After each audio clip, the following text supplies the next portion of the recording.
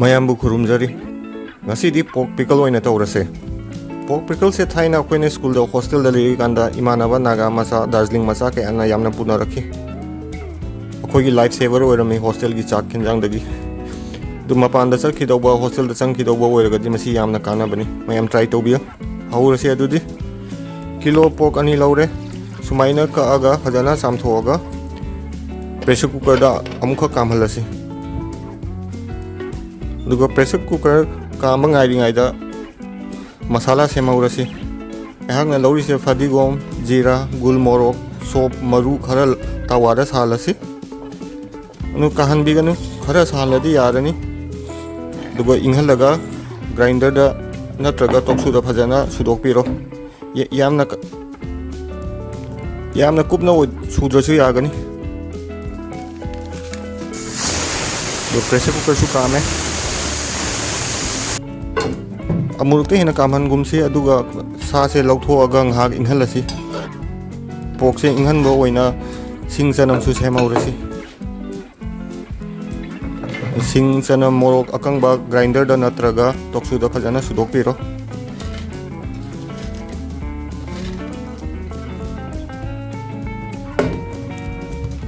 sisu yamna kanna kuphan rasu yagani adum khara sudokpiraga yagani थाउ सानलसी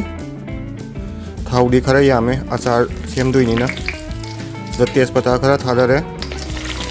दुगा पोक सु थादरे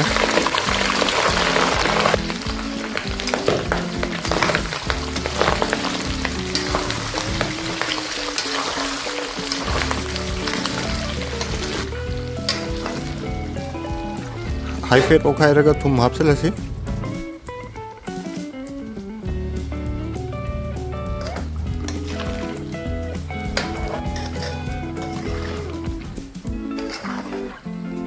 अमुक खरा ओलगा ngसाइगी सिंग चनम मोरक असुबदो हापसी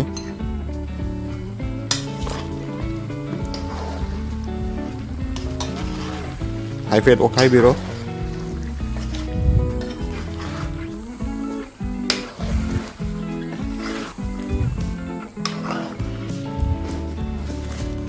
मोरक अंगांगबा कंगबा खरा सु हापसन बे याय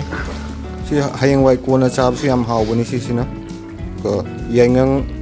मोरो पाउडर खरा सु हापे मसु फजनबा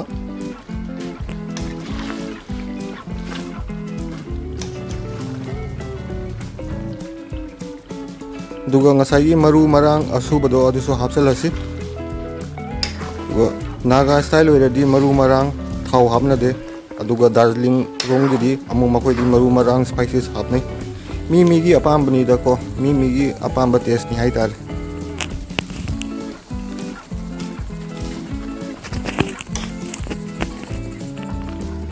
ngसाइगी मरु मरांग लो हापा मतुंगदा मिनिट 15 मुक थमगिसि मैदा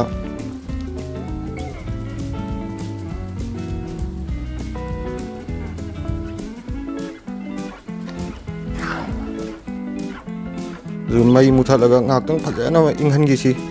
सै हेंजांग दो फजना इंगल मतुंगदा विनेगर नत्रगा चंप्रा मही टेबलस्पून अनि हापसन बिरो अदुगा मिक्स फजना तौसन बिरो अदुगा मिक्स फजन तौरा मतुंगदा बोतल दा हापसन बे यारे